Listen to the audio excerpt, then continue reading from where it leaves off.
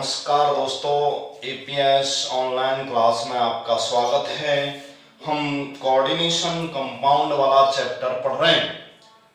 इस चैप्टर में हमने बहुत सारे टॉपिक पढ़ लिए हैं और अब यह चैप्टर समाप्ति की ओर है। इसमें मुख्यतः दो टॉपिक और हमको पढ़ने हैं।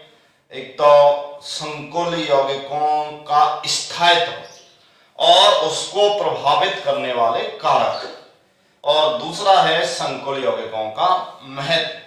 उसके बाद हम इस चैप्टर से संबंधित बोर्ड के क्वेश्चन करेंगे, सॉल्व करेंगे, और चैप्टर समाप्ति के बाद आपको पीडीएफ डाउनलोड कर दी जाएगी, ठीक है, जिसमें इस चैप्टर के नोट्स होंगे।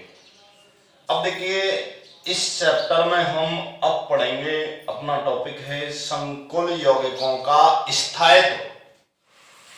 संकुल यौगिकों का स्थायित्व। देखिए, ये संकुल यौगिक अत्यधिक स्थायी होते हैं और इनके स्थायित्व का हम अध्ययन करेंगे कि इनके स्थायित्व को हम किस प्रकार से देख सकते हैं। तो देखिए, यहां पर दो चीजें होती हैं, एक तो केंद्रीय धातु परमाणु और लिगेंड। इन दोनों के बीच में बॉन्ड जितना ज्यादा मजबूत होगा वो संकुल यौगिक उतना ही ज्यादा स्थायी होगा। मतलब किस पर डिपेंड करेगा इनका स्थायित्व? लिगेंड और केंद्रीय धातु परमाणु के बीच में बंध की प्रबलता पर। मतलब बॉन्ड जितना ज्यादा प्रबल है, मजबूत है, उतना ही ये ज्यादा स्थायी होंगे। अब देखिए, हम इनमें लिगेंड और केंद्रीय धातु परमाणु के बीच की जो क्रिया है उसको हम अम्ल क्षार क्रिया मान सकते हैं। जैसे कि उदाहरण के लिए Na+, ठीक है, मतलब ये कोई केंद्रीय धातु परमाणु है, जैसे Fe+2 हो सकता है, कॉपर+2 हो सकता है, Ag+ हो सकता है, कोई भी। A+ क्या है? उस पर पाए जाने वाला चार्ज। इससे N लिगेंड क्रिया कर रही है। N लिगेंड पर आवेश हम कोई भी मान सकते हैं, जैसे X- मान सकते हैं, कोई भी चार्ज हमने मान लिया लिगेंड पर, ठीक है। N उसकी संख्या है, जैसे 2 हो सकती है, 4 हो सकती है, 6 हो सकती है, 5 हो सकती है, N उसकी संख्या है, ठीक है। अब देखिए, बराबर में क्या हो जाएगा, दोनों मिलकर ये संकुल यौगिक बना देंगे और MLN, और इसके ऊपर कोई भी चार्ज B+ हो सकता है, B- हो सकता है। ये डिपेंड करेगा इनके टोटल चार्जों के योग के ऊपर, क्योंकि इस पर नेगेटिव चार्ज भी आ सकता है और पॉजिटिव चार्ज भी आ सकता है। अगर ये धनायन के रूप में तो पॉजिटिव चार्ज होगा, ऋणायन के रूप में तो नेगेटिव चार्ज होगा, ठीक है। अब देखिए, हम इसको एक उत्क्रमणीय प्रोसेस मान सकते हैं। क्या मान सकते हैं? उत्क्रमण, क्योंकि अम्ल क्षार जो क्रिया है जिसमें एक लोन पेयर डोनेट करता है, एक लोन पेयर ग्रहण करता है, उस आधार पर इस क्रिया को हम उत्क्रमणीय मान सकते हैं। और अगर ये उत्क्रमणीय क्रिया है तो इसमें साम्य स्थापित होगा। क्या स्थापित होगा? साम्य। अब देखिए, साम्य स्थापित होगा तो इसका हम साम्य अवस्था स्थिरांक भी निकाल सकते हैं। अब इसका अगर हम साम्य अवस्था स्थिरांक निकालें के, तो क्या होगा? उत्पादों की मोलर सांद्रता बटे अभिकारकों की मोलर सांद्रता, तो MLN, ठीक है, ये हो गया B+, ठीक है। ये उत्पाद हो गए, अभिकारक क्या हो गए? Na+ और LX-N, घात के रूप में लग जाएगा, ठीक है। तो ये एक साम्य अवस्था स्थिरांक। इस साम्य अवस्था स्थिरांक को ही हम यहाँ पर स्थायित्व स्थिरांक कह सकते हैं।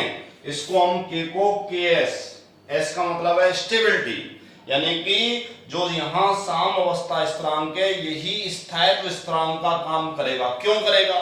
क्योंकि देखिए, साम्य अवस्था स्थिरांक का मान जितना ज्यादा होगा, इसका मतलब संकुल यौगिक उतना ही ज्यादा बना है, और जब संकुल यौगिक ज्यादा बना है इसका मतलब वो ज्यादा स्थायी है, ठीक है, क्योंकि ज्यादा स्थायी चीज का ही निर्माण ज्यादा होता है। ठीक है, तो अगर उत्पाद ज्यादा बने तभी साम्यावस्था स्थिरांक का मान ज्यादा आ गया, और साम्यावस्था स्थिरांक का मान ज्यादा आ गया, इसका मतलब वो संकुल यौगिक ज्यादा स्थायी है।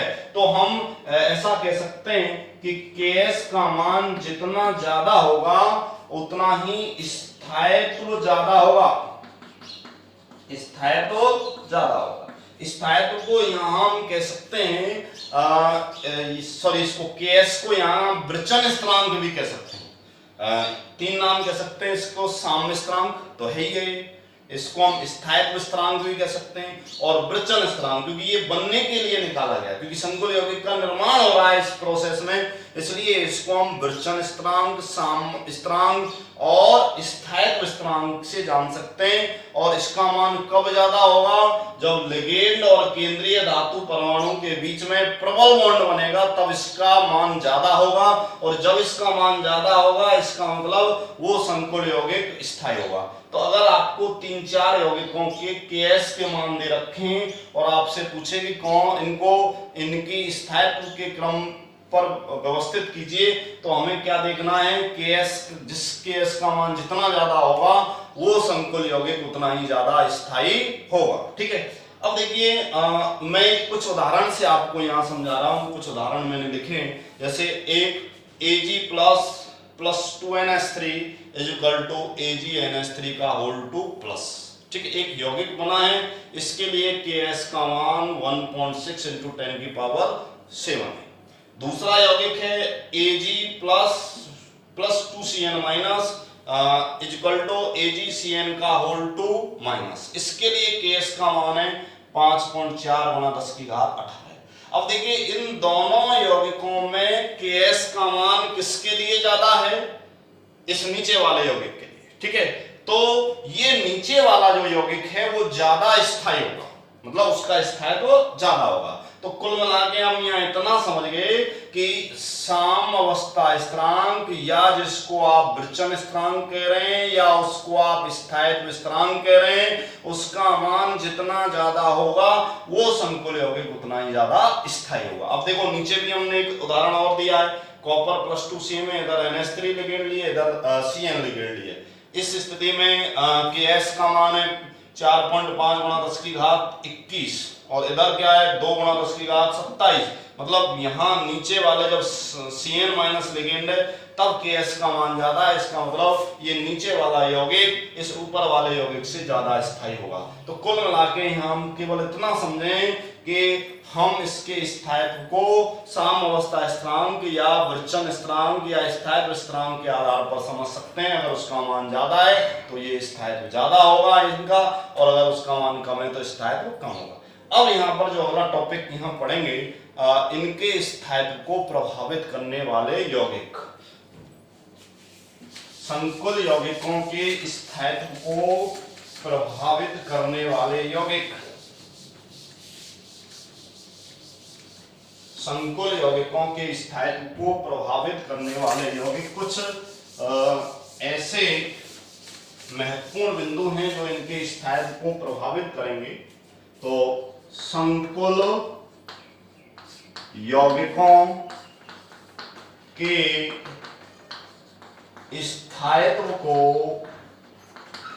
प्रभावित करने वाले कारक, प्रभावित करने वाले कारक, इसमें पहला कारक है केंद्रीय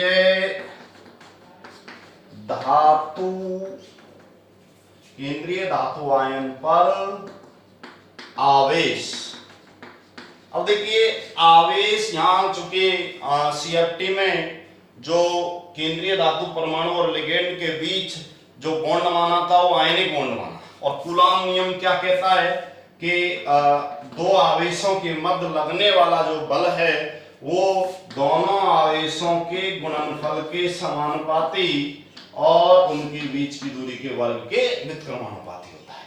मतलब आवेश का मान जितना ज्यादा होगा उतना ही बल ज्यादा होगा, और बल जितना ज्यादा होगा उतना ही संकुल यौगिक ज्यादा स्थायी होगा। कुल मिला के अगर केंद्रीय धातु परमाणु पर आवेश ज्यादा है, मतलब उसकी ऑक्सीकरण अवस्था ज्यादा है, तो वो यौगिक ज्यादा स्थायी होगा। जैसे एक उदाहरण से हम समझते हैं कि 4FeCN का होल 6 और दूसरा यौगिक है K3FeCN का होल 6। अब जब ऑक्सीकरण अवस्था आप निकालेंगे तो यहाँ और Fe की ऑक्सीकरण अवस्था आएगी +2 और यहाँ Fe की ऑक्सीकरण अवस्था आएगी +3। ठीक है, तो अगर इन दोनों यौगिकों में हम स्थायित्व की बात करें कि कौन सा ज्यादा स्थायी होगा, तो ये यौगिक ज्यादा स्थायी होगा K3FeCN का होल 6, क्योंकि इसमें केंद्रीय धातु परमाणु पर आवेश ज्यादा है। यहाँ तो केवल +2 आवेश है, यहाँ +3 आवेश है। जहां आवेश ज्यादा होता है वो लिगेंड को प्रबल बल से आकर्षित करेगा, वो बॉन्ड मजबूत होगा और यौगिक ज्यादा स्थायी होगा। तो पहला पॉइंट हम समझ गए, केंद्रीय धातु परमाणु पर आवेश। दूसरा है केंद्रीय धातु परमाणु का आकार। केंद्रीय धातु परमाणु का आकार, ठीक है, मतलब केंद्रीय धातु परमाणु का आकार जितना छोटा होगा, तो उस पर आवेश घनत्व उतना ही ज्यादा होगा। देखो आवेश घनत्व होता है आवेश बटे त्रिज्या।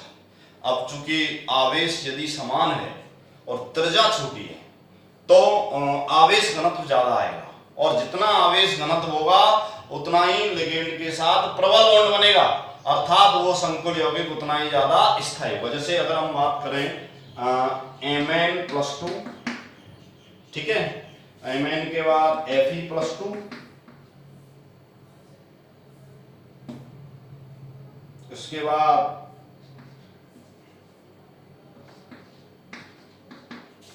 ये है +2,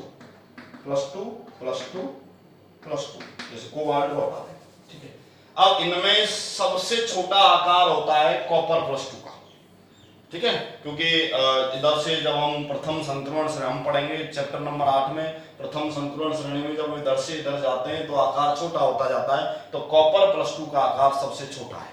अब कॉपर +2 देखो, जैसे CuNH3 का होल 2+2 एक ये यौगिक हो गया, एक हो गया NiNH3 का होल 4+2।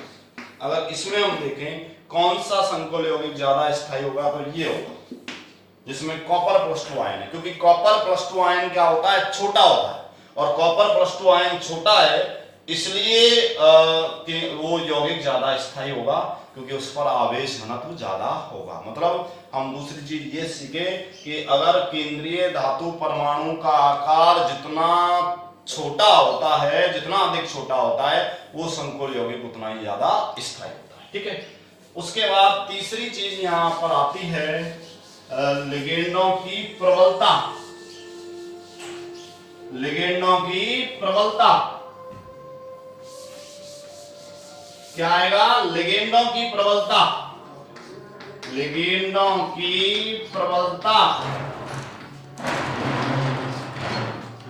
देखिए लिगेंड की क्षारीय प्रकृति जितना ज्यादा होगी, अर्थात उसकी प्रबलता जितना ज्यादा होगी, अर्थात उसकी लोन पेयर डोनेट करने की प्रवृत्ति जितनी ज्यादा होगी, उतनी ही केंद्रीय धातु परमाणु के साथ मजबूत बॉन्ड बनेगा और वो यौगिक उतना ही ज्यादा स्थायी होगा। जैसे एक उदाहरण के लिए हमने पहले भी देखा था NH3 का होल 2+, ये यौगिक है, और दूसरा यौगिक है AgCN का होल 2-।